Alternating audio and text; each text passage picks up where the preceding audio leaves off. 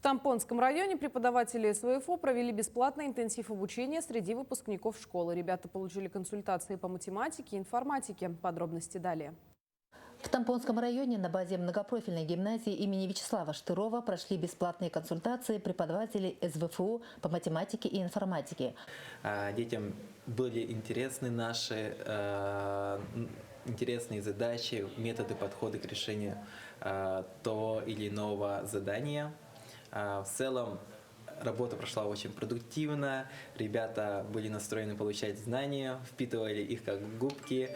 Работа, в принципе, мне понравилась, и большая благодарность Виктору Николаевичу Лебедю за такую возможность и за помощь детям к построению их будущего.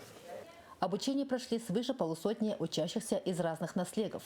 В рамках интенсив обучения преподаватели разобрали наиболее сложные задачи и задания, а также обучили выпускников алгоритму и способам решения различных заданий ОГЭ и ЕГЭ. Сегодня я посетил консультации по математике и остался очень довольным. Я получил много впечатлений и узнал много нового.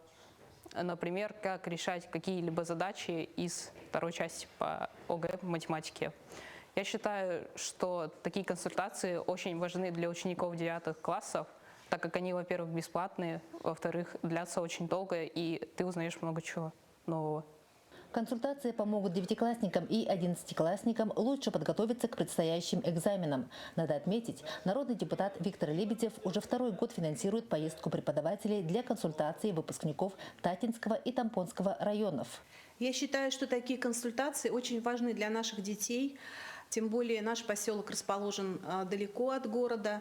И, конечно, у наших детей есть уникальная возможность получить знания от ведущих преподавателей Северо-Восточного федерального университета. Благодарим Виктора Николаевича за такую возможность для наших выпускников.